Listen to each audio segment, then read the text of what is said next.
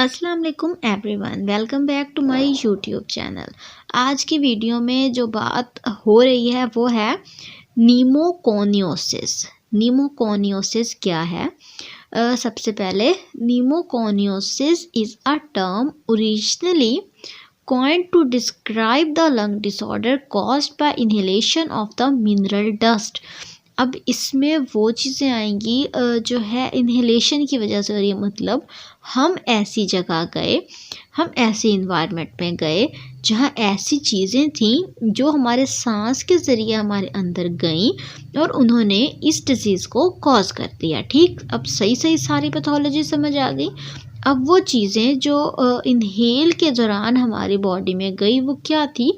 Mineral dust. ठीक है, अब वो डिफरेंट टाइप्स की हो सकती हैं, आगे मैं आपको बताती हूँ।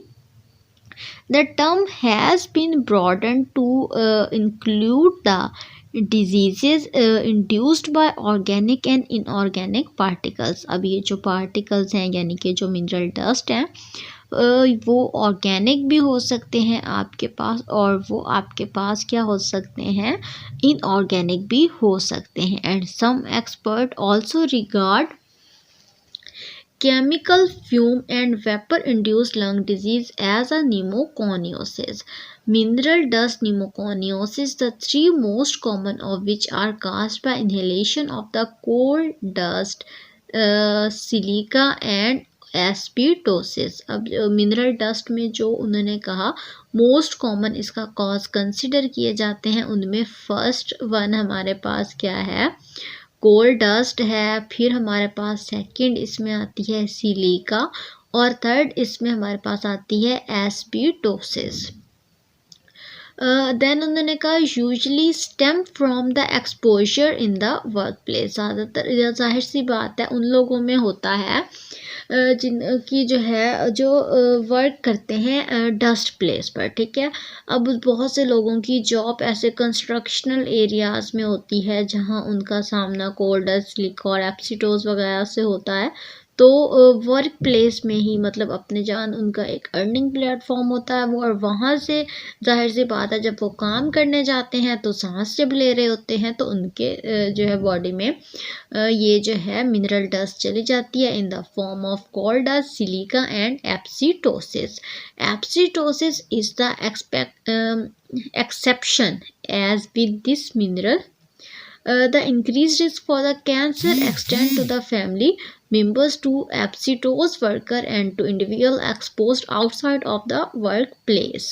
तो उसके बाद उन्होंने कहा टेबल जो 13.3 है indicate the pathological condition associated with the each mineral dust and major industry in which the dust exposure may produce disease. उन्होंने कहा जो टेबल है ना उसमें बताया हुआ है कि मतलब अब ये तीन मिनरल हमने हाईलाइट किया है ना, इन तीनों में से स्पेसिफाई कर करके बताया है कि किसकी वजह से क्या क्या प्रॉब्लम होता है, और जो है मेजर इंडस्ट्रीज़ जिनमें ये एक्सपोजर हो रहा है उनसे ये डिज़ीज़ प्रोड्यूस हो रही है वो कौन कौन सी है।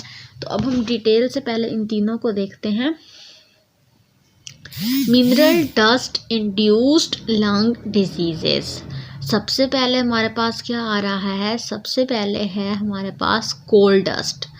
कोल डस्ट जो है डिजीज़ क्या काज कर रही है? Simple coal worker pneumoconiosis, macules and nodules, complicated coal workers pneumoconiosis, PMF। और एक्सपोजर इसका क्या है? Coal mining. जाहिर सी बात है कोल डस्ट है, कोल माइनिंग। सिलिका क्या डिजीज़? सिलिकोसिस कॉज कर रही है। इसमें क्या हो रहा है? Sand blasting, quarrying, mining, stone cutting, foundry work and ceramics, ये सारे एक्सपोजर्स हैं।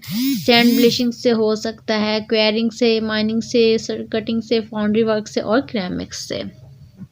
Last one is asbestosis. Asbestosis जो है क्या डिजीज़ कॉज कर रही है? एस्पिटोसिस कॉज कर रही है प्लैक्स बन सकते हैं, मीजोथैलियोमा हो सकता है और लैरेक्स हो सकता है। ठीक, उसके बाद इसके एक्सपोजर में हमारे पास mining, milling and fabrication of the ores and materials, installation and removal of insulation. तो बेसिकली हमने ये तीनों डिटेल से देख लिए हैं। तो अगर जो है कोई भी क्वेश्चन है है तो पूछ सकते हैं, क्योंकि टॉपिक बहुत इंपॉर्टेंट है। आपने वीडियो को देखा इसके लिए थैंक यू सो मच।